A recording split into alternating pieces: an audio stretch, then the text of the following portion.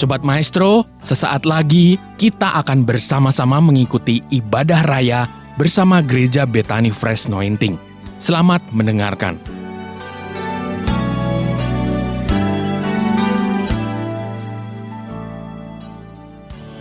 Haleluya.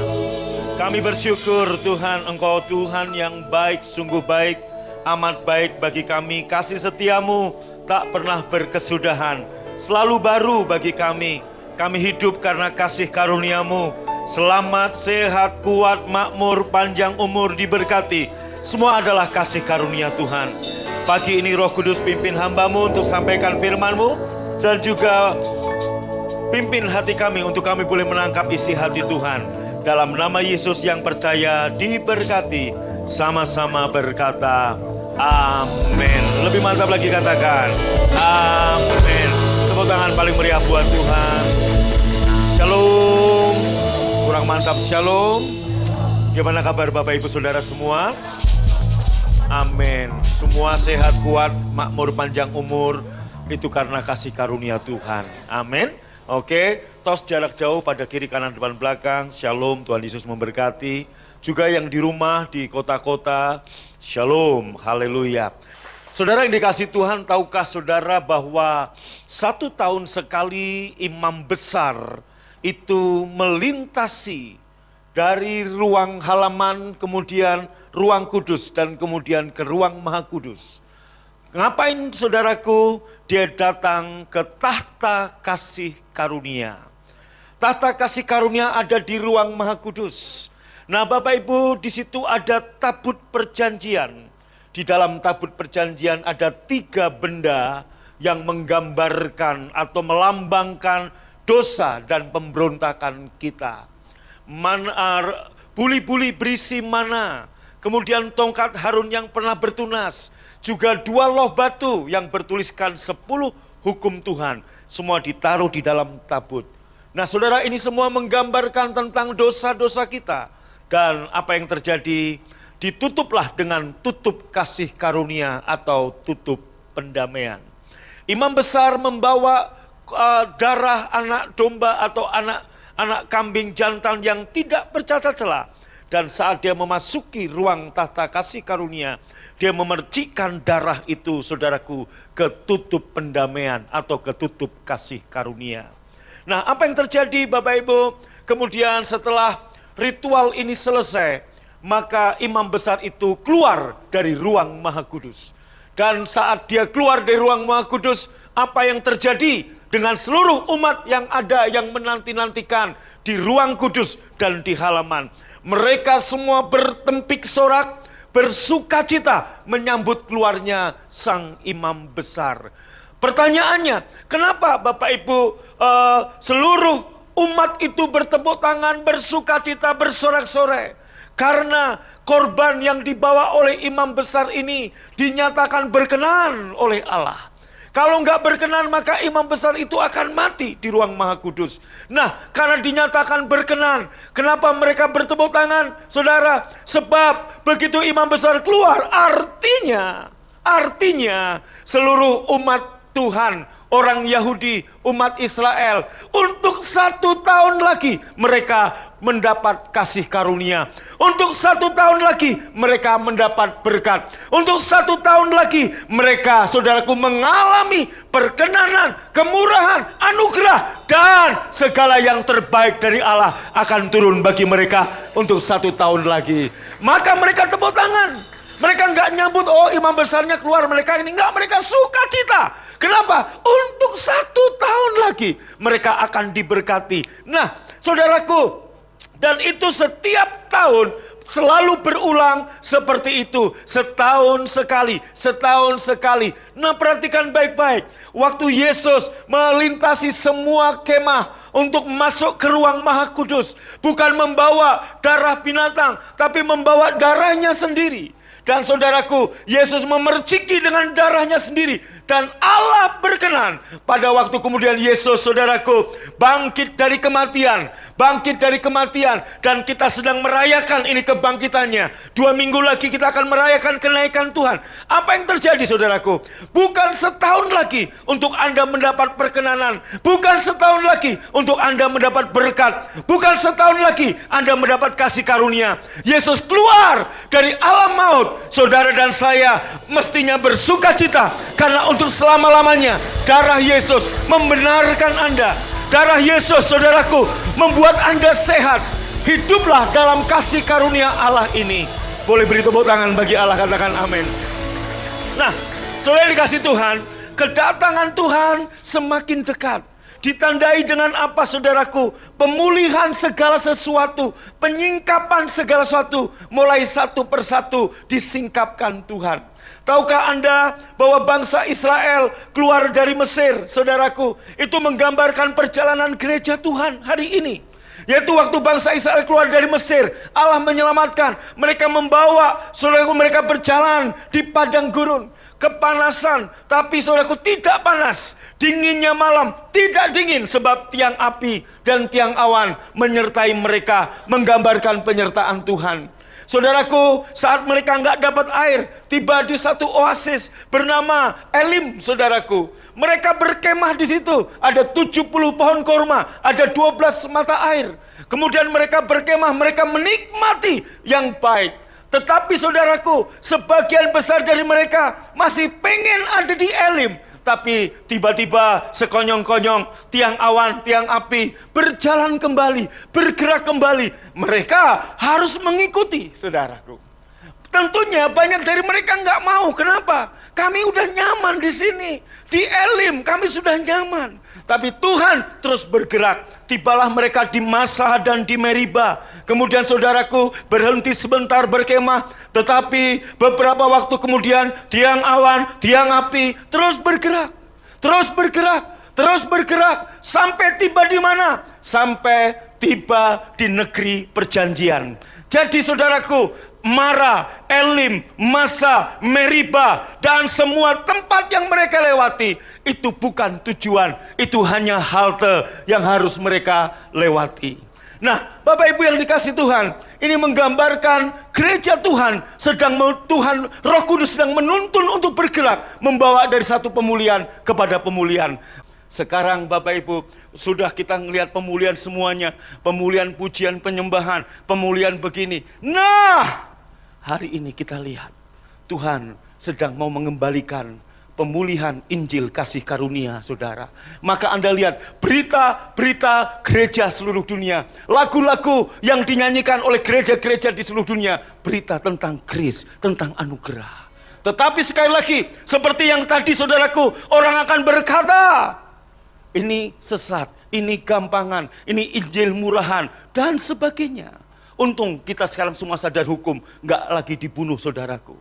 Nah, mari kita lihat apa yang terjadi. Siapa yang membukakan kasih karunia di dalam Alkitab? Bukan Petrus, bukan 11 rasul yang lain, tapi Paulus, saudaraku, yang mendapatkan. Mari kita belajar, siapa sih Paulus ini? Mari kita lihat dari Filipi pasal 3, Bapak Ibu. Yuk.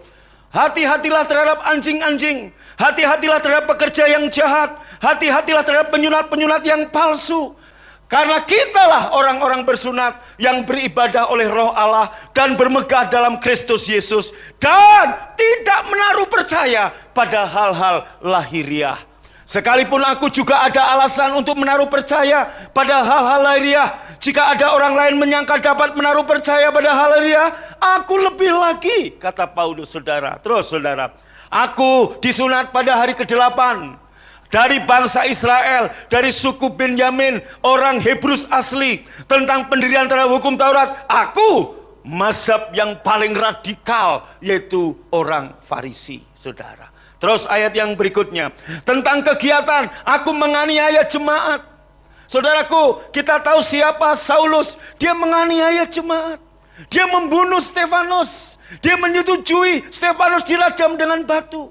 Dan dalam Kisah Rasul pasal ke-8 atau 9, saudaraku, dikatakan Saulus pergi ke Damsyik dengan membawa surat penuh Untuk apa? Memburu orang-orang Kristen, orang-orang percaya Yesus. Menyeret bukan hanya pria, wanita diseret dari rumah ibadah Kristen.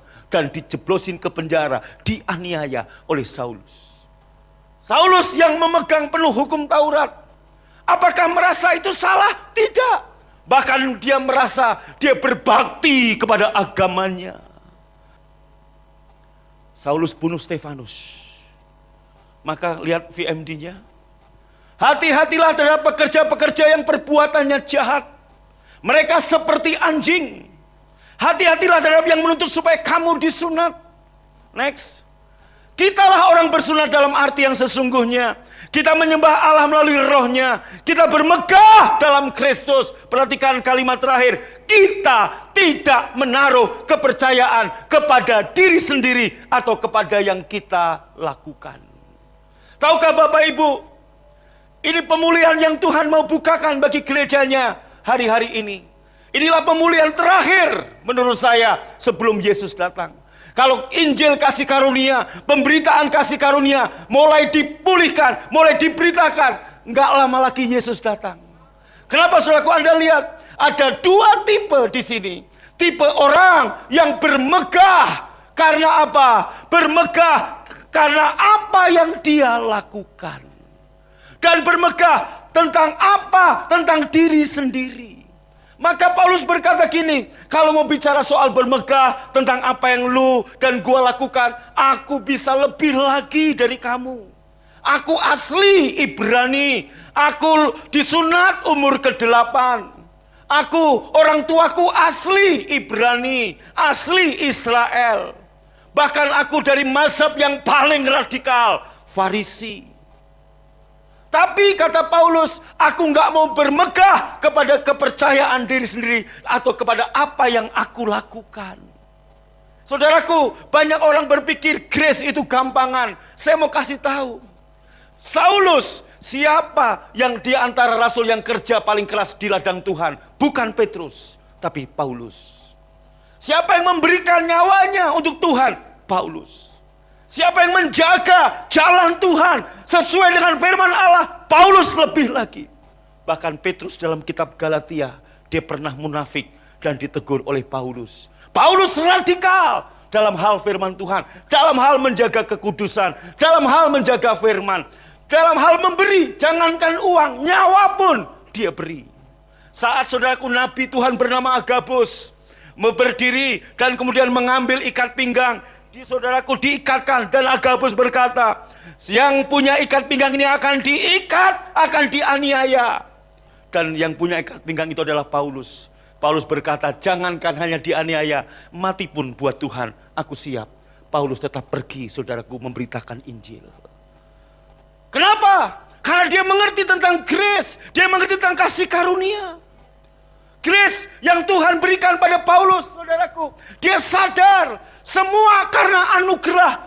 Maka ada orang-orang yang bermegah dalam grace. Ada orang yang bermegah, saudaraku, berdasarkan apa yang dia lakukan. Tapi Paulus bermegah akan apa yang Yesus lakukan.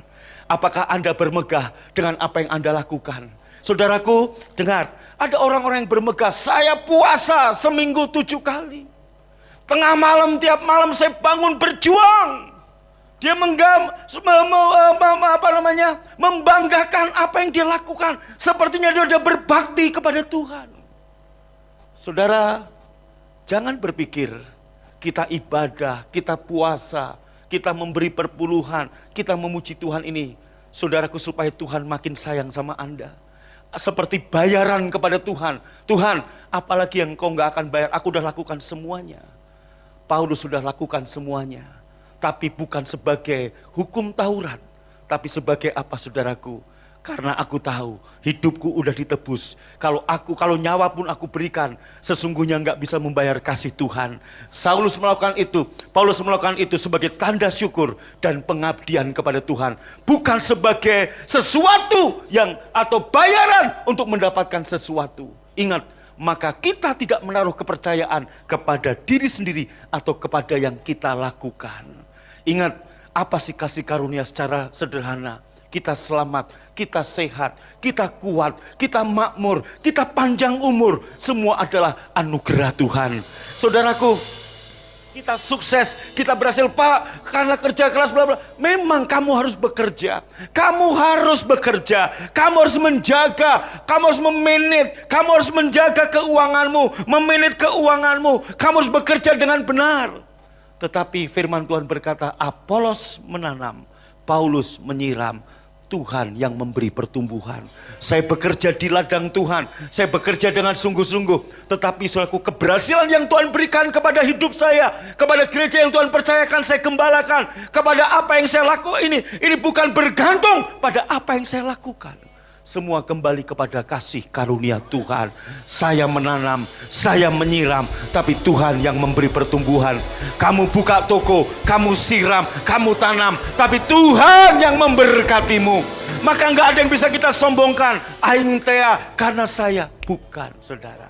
Terus kita lihat, walaupun aku punya alasan untuk menaruh kepercayaan kepada diri sendiri, aku masih belum percaya, atau aku nggak akan percaya dengan apa yang aku buat.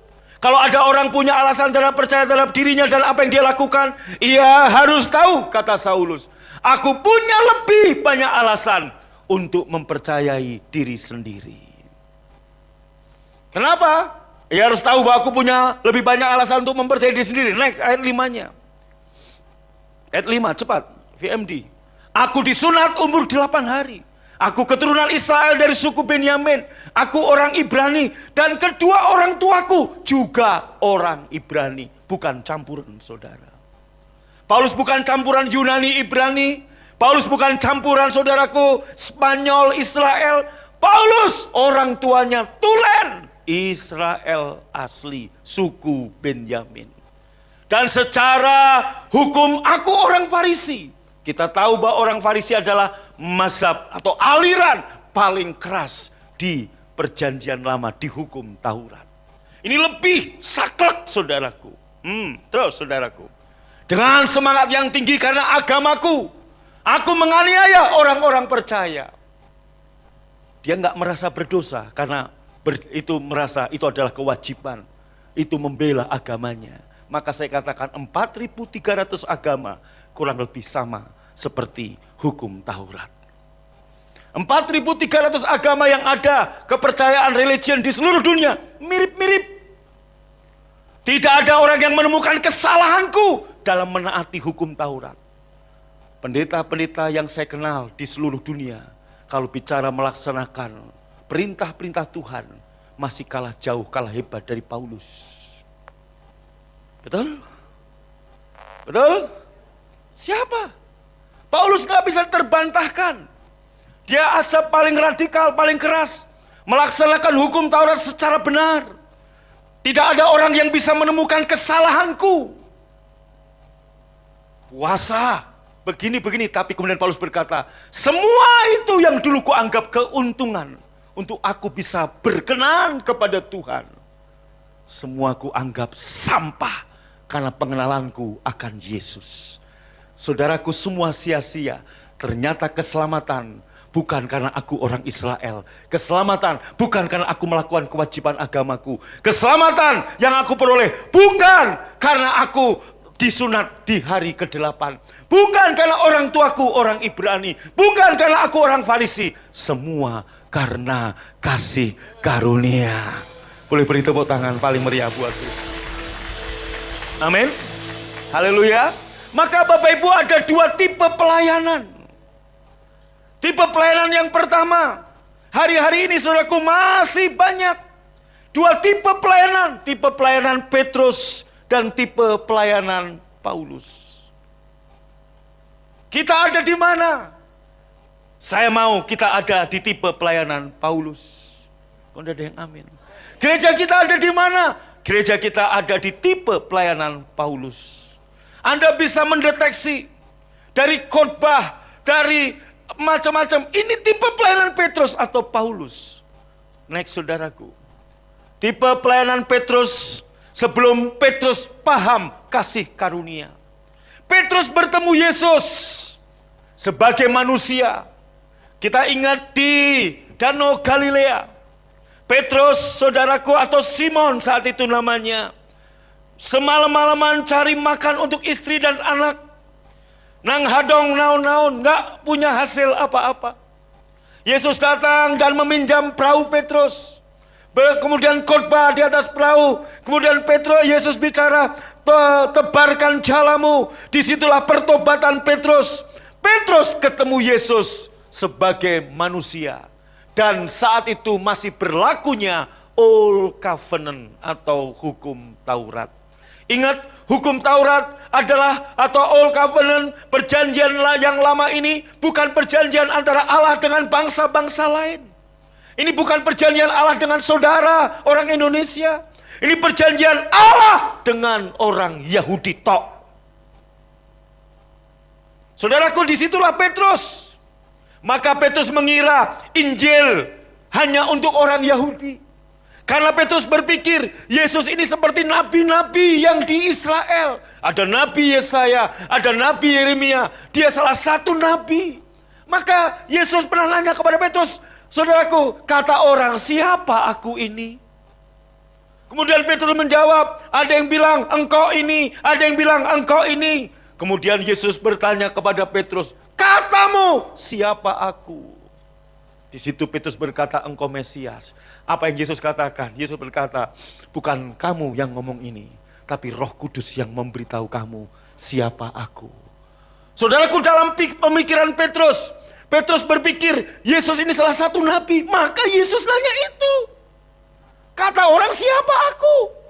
Maka Petrus berpikir Injil yang dibawa Nabi Yesus ini hanya untuk orang Yahudi, sama seperti kitab Taurat, kitab para nabi yang lain, hanya untuk orang Yahudi. Maka Bapak Ibu, satu kali Petrus disuruh khotbah, disuruh melayani Kornelius, Petrus menolak. Sampai beberapa kali Petrus berkata, haram Tuhan, haram Tuhan. Betul? Saudaraku, Petrus menolak, kenapa? Enggak pernah ada yang haram masuk ke mulutku Tuhan. Di situ Petrus ditegur Tuhan. Petrus baru sadar, Injil bukan hanya untuk orang Yahudi. Injil untuk semua bangsa. Dan Injil untuk semua bangsa itu adalah Injil kasih karunia. Bukan hukum Taurat, bukan aturan nabi-nabi. Itu saudaraku. Boleh tepuk tangan yang keras buat Tuhan? Wow, terus saudara. Petrus tidak mengerti kenapa Yesus harus mati di salib. Maka waktu Yesus membicarakan tentang penyalipan dia, tentang dia akan mati di kayu salib, Petrus yang mencegah Yesus. Di situ Yesus tegur Petrus, iblis, enyalah engkau. Nggak ngerti. Kenapa? Karena dia ketemu Yesus sebagai manusia. Dan masih dalam hukum yang lama, dalam perjanjian yang lama. Saudaraku, maka Anda lihat waktu Yesus ditangkap di Taman Getsemani, Petrus mengeluarkan pedangnya, dia potong semua yang menangkapnya. Untung baru satu, yaitu Malkus. Yesus langsung bilang, Petrus, sarungkan pedangmu. Kalau Yesus nggak nyegah, semua akan dibunuh oleh Petrus. Kenapa? Seperti Saulus membela agamanya, Petrus pun juga akan membela agamanya. Dia berpikir ini Taurat baru, Injil untuk orang Yahudi. Anda lihat, Yesus bilang, Petrus, sarungkan pedangmu. Yesus ambil itu telinga Malkus. Adakan operasi plastik dalam waktu 1 detik. Luar biasa. Tanpa bius, tanpa dokter anestesi. Telinga yang terpotong itu menyambung. Tubuh yang terpecah-pecah, Yesus, supaya tubuhmu yang rusak menjadi utuh, menjadi pulih. Yang mengerti tepuk tangan paling meriah, katakan haleluya. Terus saudaraku, nah kita tahu sekarang, hari ini saudaraku, banyak pelayanan tipe seperti Petrus. Dia berpikir, aku harus begini untuk mendapatkan ini. Aku harus begini untuk mendapatkan ini. Dan membanggakan apa yang dia lakukan. Saudaraku, saya mau katakan, Paulus bekerja lebih keras dibanding para rasul yang lain. Paulus menerapkan standar lebih tinggi daripada yang lain. Jadi jangan anggap pikir Kris itu gampangan, kris itu murahan. Hanya gara-gara saudaraku satu buku yang dikarang oleh Michael Brown yang berbunyi hati-hati dengan hyperkris. Banyak orang menyalahgunakan, banyak orang berpikir yang salah tentang kris. Saudaraku, Michael Brown bukan gembala sidang. Saudaraku, dia penulis buku. Saya mau beritahu, pemain sepak bola dengan pengamat sepak bola lebih pintar pengamat sepak bola. Ya toh ya. Tapi suruh dia main 10 menit dia bisa baru tahu, saudaraku. Sama. Ada orang-orang yang enggak menggembalakan di ladang Tuhan bisa saja menulis. Tapi kami yang ada di ladang Tuhan yang lebih memahami, saudaraku, apa arti penggembalaan. Enggak mudah, enggak gampang. Maka saya bilang sama 3 anak saya, jangan punya cita-cita jadi gembala, biar Tuhan yang panggil kamu. Kalau Tuhan panggil kamu jadi pengusaha, jangan paksakan diri jadi gembala. Saya pun juga enggak mau jadi gembala. Tuhan yang panggil saya. Tuhan yang paksa saya. Tuhan yang ambil saya untuk saya menggembalakan. Loh Pak Agung, cita-citanya apa? Presiden, bro. Saya enggak pernah cita-cita jadi gembala. Halo? Oh iya, jadi pengusaha lebih gampang dari gembala. Punya karyawan enggak benar tinggal pecat. Jadi gembala punya jemaat enggak benar, enggak mungkin dipecat, didoakan. Betul saudaraku? Oh iya, enggak mudah. Halo? Nah, saudaraku, tipe pelayanan Petrus hari ini masih banyak. Yaitu tipe yang siksa antara hukum Taurat dan kasih karunia.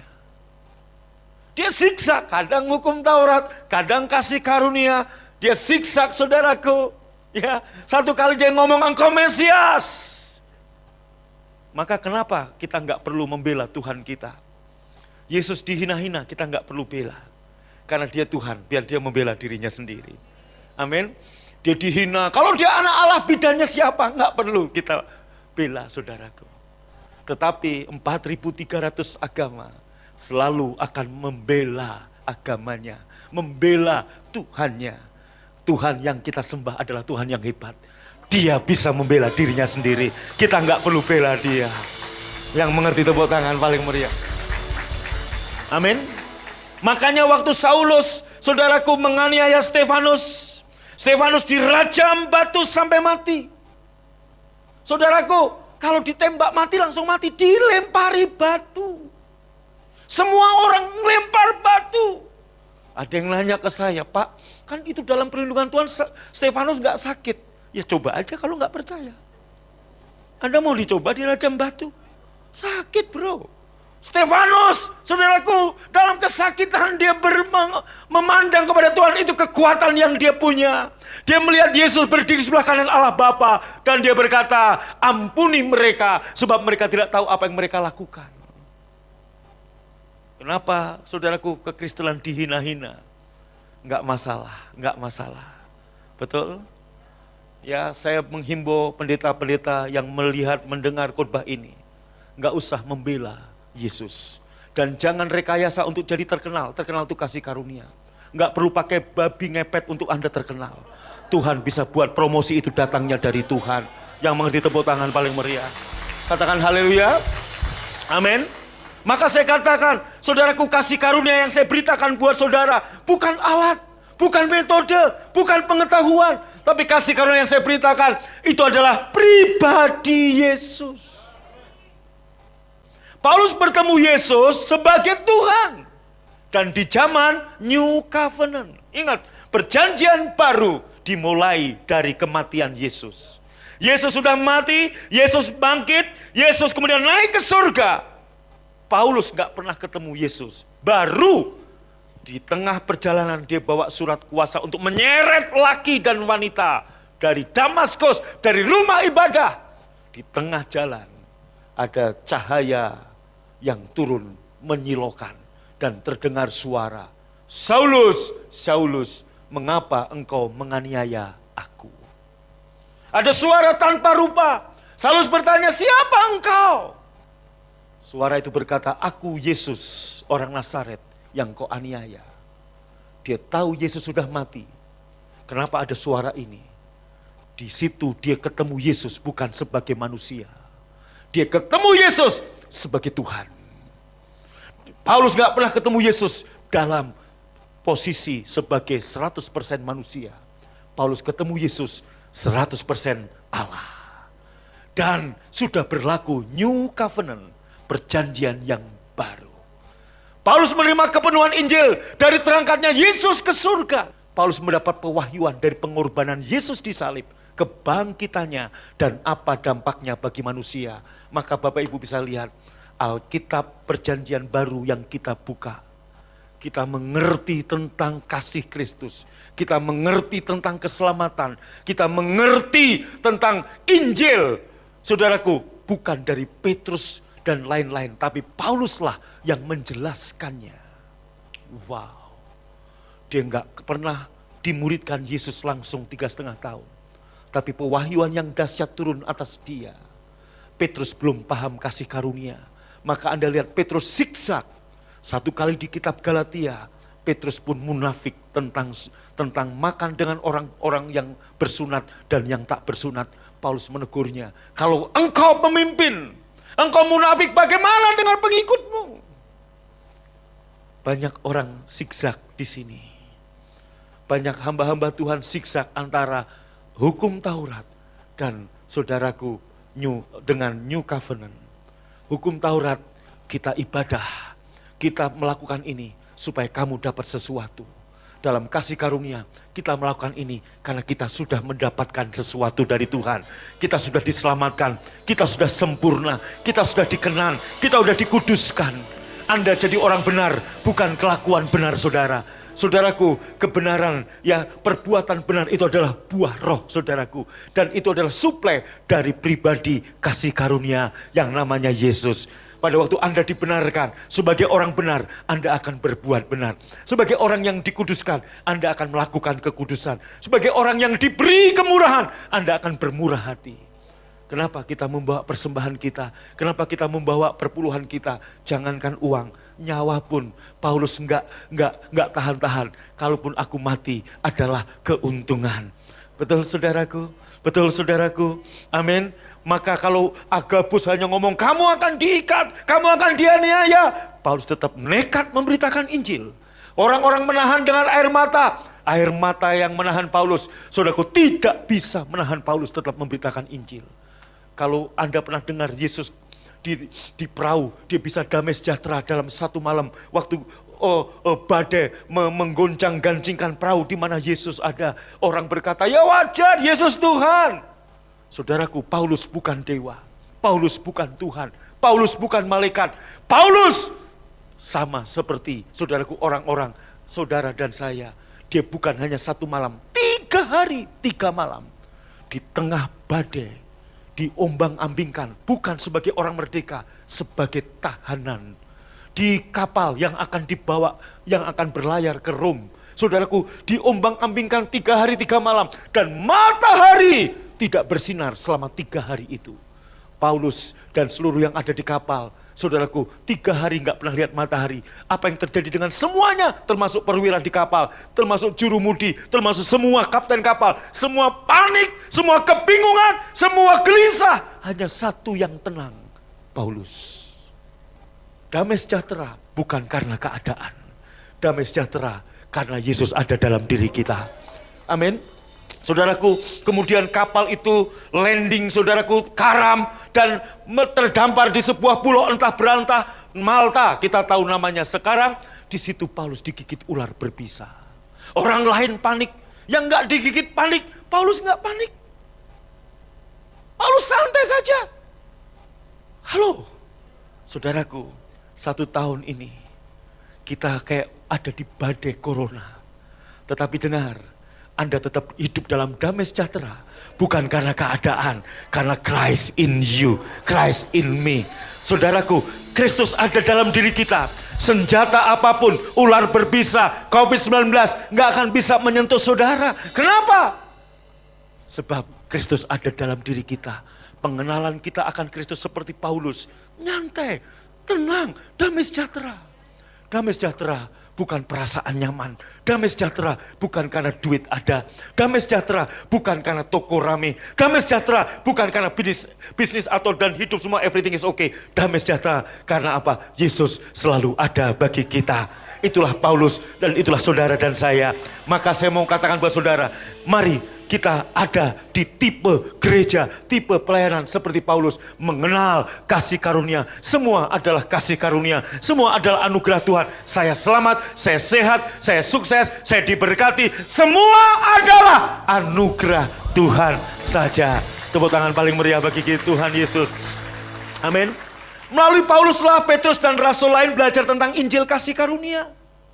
Anda lihat kita pun juga tahu tentang Injil kasih karunia dari siapa? Dari Paulus. Kita tahu bahwa kasihnya Tuhan itu hyper grace. Betapa lebar, panjang, tinggi, dalam. Kitab Rom berkata, berlimpah-limpah kasih karunia. Anda tahu gelas ini penuh. Kalau berlimpah artinya udah penuh, dijok terus. Hyper grace. Kasih yang tanpa syarat. Yang Tuhan beri. Amin. Saya mau tanya, kalau kamu punya anak, anakmu dibunuh orang, jujur hatimu pasti ada dendam. Sebelum Yesus ketemu kamu, Yesus menyelesaikan hatimu pasti dendam. Itu yang ada di pikiran Paulus. Tetapi saat dia bertanya, siapa engkau? Aku Yesus orang Nazaret yang kamu aniaya. Beberapa hari yang lalu, Stefanus anaknya Yesus dibunuh. Yesus kok enggak dendam? Yesus mengampuni. Yesus memaafkan. Itu yang membuat Paulus berubah. Saulus menjadi Paulus. Ini pengajaran beda. Mata ganti mata. Saulus biasa ada di hukum Taurat.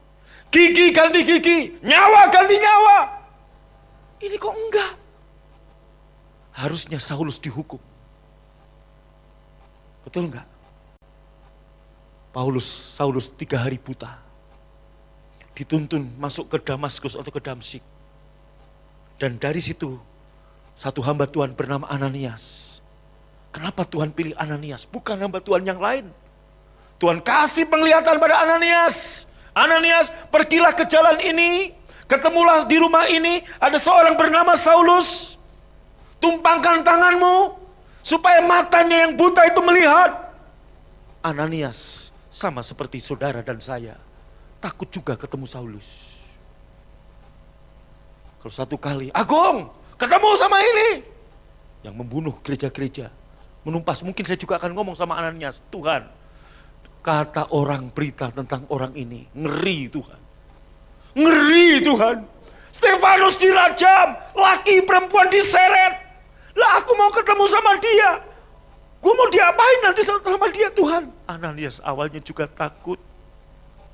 Tapi Tuhan berkata, jangan takut, aku pilih orang ini untuk pergi ke bangsa-bangsa lain.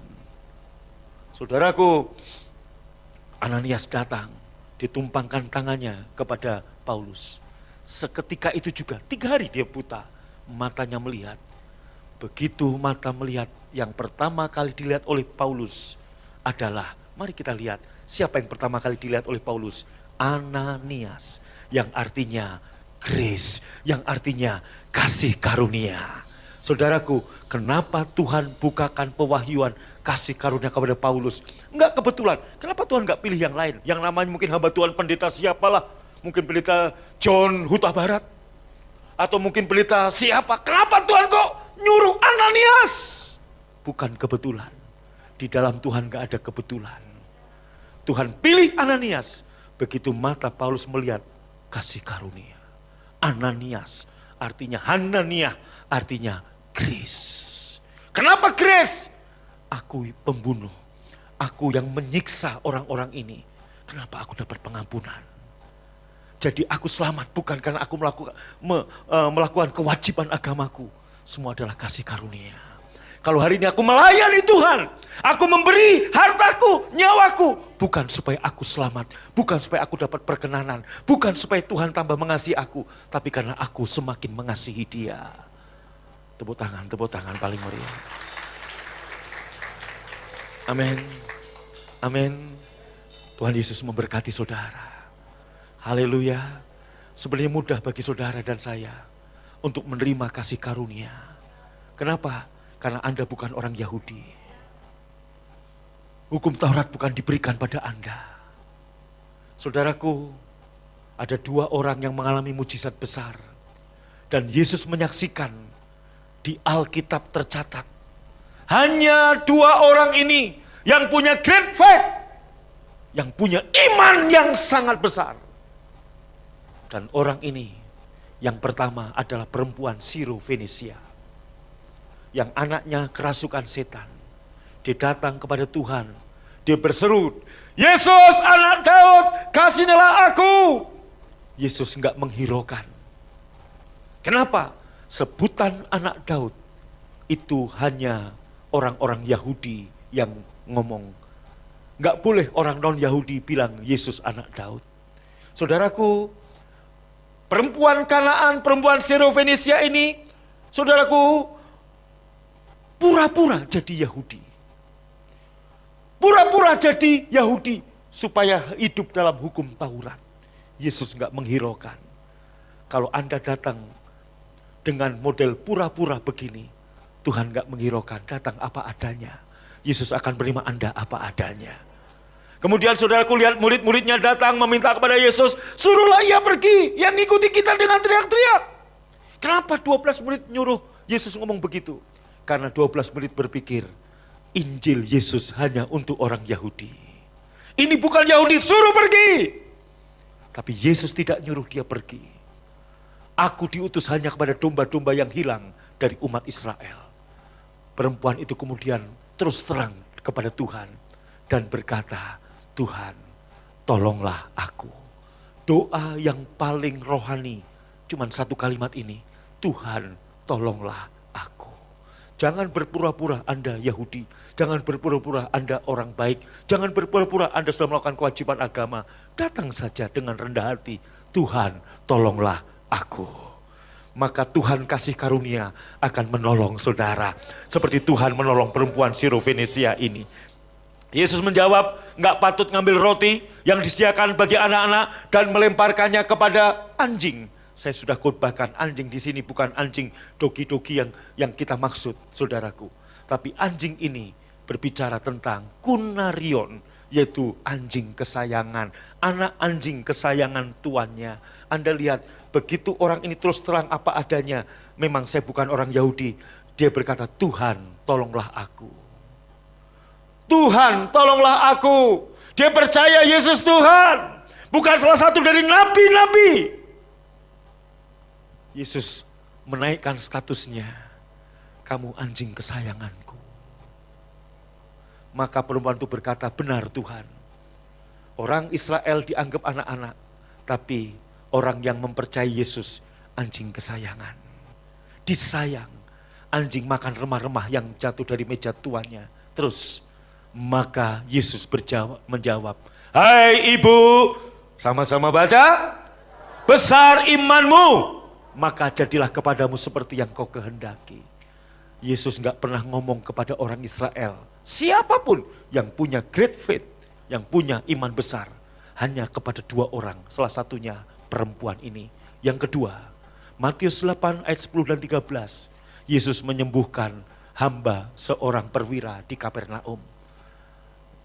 Sesungguhnya kata Yesus, iman sebesar ini tidak pernah aku jumpai pada seorang pun di antara orang Israel. Ayat 13-nya, jadilah kepadamu seperti yang engkau percaya. Wow, kedua orang ini bukan orang Yahudi dan tidak tahu hukum Taurat. Saya percaya di ruangan ini enggak ada orang Yahudi dan tidak tahu hukum Taurat. Engkau bisa punya iman yang besar seperti orang ini. Gimana caranya? Saudaraku, jadikan Alkitab pohon kehidupan, bukan pohon pengetahuan. Kalau banyak orang Kristen menjadikan Alkitab pohon pengetahuan, do and done, mana yang boleh, mana yang tidak. Tapi kalau Anda mau punya iman yang besar, jadikan firman Tuhan, Alkitab, pohon kehidupan. Pohon kehidupan enggak pernah jadi pohon kehidupan sebelum Anda makan. Alkitab, firman Allah adalah pohon kehidupan bagi saya. Saya yakin, jadilah seperti yang engkau percayai. Dengarkan baik-baik, Tuhan kita pribadi kasih karunia. Saya beritakan kasih karunia, maka kasih karunia akan mengalir. Dengarkan baik-baik saudaraku, maka dengar ini rahasia Anda mendidik anak-anak Anda. Jangan saudaraku terus Anda ungkit kelemahan dan kesalahan dia. Jangan kamu teruskan, kamu begini, kamu salah, kamu gini, kamu gitu. Maka dia akan fokus pada kekurangannya. Dia akan fokus pada kesalahannya. Sama, saudaraku, gereja kalau terus memberitakan tentang penghakiman tentang dosa, jemaat akan berfokus pada dosa. Padahal anak domba yang tadi datang, yang diperiksa, siapa yang berdosa? Imam orangnya atau anak dombanya? Orangnya. Tapi yang diperiksa oleh imam bukan orangnya, tapi anak dombanya. Betul? Dengar, Anda datang ke rumah Tuhan. Saudaraku, Bapa di surga tidak memeriksa dosa saudara. Bapa di surga memeriksa anak domba yang dikorbankan buat saudara. Dan namanya Yesus. Waktu Anda datang seperti perempuan tadi, Kunarion, Tuhan tolonglah. Pertolongan akan turun atas Anda. Kemurahan, mujizat akan turun pada Anda. Jadilah padamu seperti yang engkau percayai. Wow, saudaraku, saya belum mendengar tepuk tangan sukacita sorak-sorai yang paling meriah buat Tuhan Yesus. Amin. Wow, orang-orang Yahudi setahun sekali begitu imam besar keluar, mereka bersukacita karena mereka tahu untuk 1 tahun ke depan mereka dianugerahi, mereka diberkati. Wow, hanya 1 tahun. Kita tahu, kita bukan 1 tahun. Kita mendapat kasih karunia, perkenanan, mujizat kemurahan selama-lamanya. Karena korban darah anak domba Yesus sangat menyenangkan hati Tuhan. Wow. Dan dengar, kalau pulang dari sini, iblis atau siapapun manusia yang saudaraku mendakwa Anda, menuduh Anda, katakan pada iblis, iblis, lihat anak domba yang aku bawa. Orang yang tadi pulang menjadi orang benar saat didakwa, dituduh, orang ini akan berkata, anak domba sudah kukorbankan. Sama, iblis akan bungkam. Waktu dia akan menuduh saudara, Anda nggak layak terima perkenanan. Anda nggak layak terima anugerah. Karena kamu begini. Kita bisa bilang, anak domba Paskah yang mati buat aku di kayu salib, itulah yang melayakkan aku. Jadilah padamu seperti yang engkau percayai. Bangkit berdiri. Bapak Ibu, mari persiapkan perjamuan Bapak Ibu Saudara, baik yang di rumah maupun di tempat ini. Malam saat Tuhan Yesus sudah diserahkan, ia mengambil roti, mengucap berkat, memecah-mecahkannya, dan memberikan pada murid-muridnya serta berkata, ini tubuhku yang terpecah-pecah bagimu. Lakukan ini untuk mengingat aku. Engkau yang percaya ini tubuh Yesus yang terpecah-pecah, supaya tubuh Anda utuh, pulih, sehat, dan oleh bilurnya engkau telah sembuh. Engkau yang percaya, ambil dan makan dalam nama Yesus.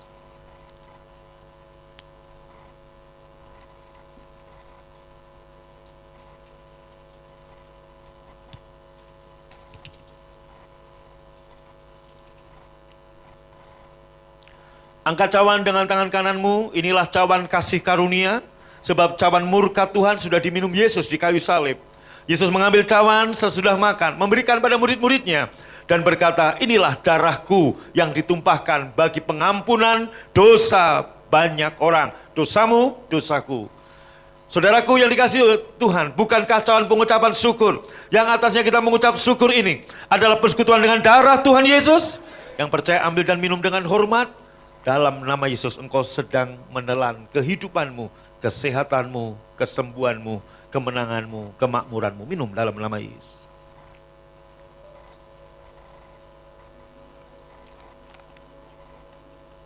Terima kasih untuk tubuh dan darahmu. Berkati juga tanda cinta kami, tanda syukur kami. Kami kembalikan persepuluhan kami.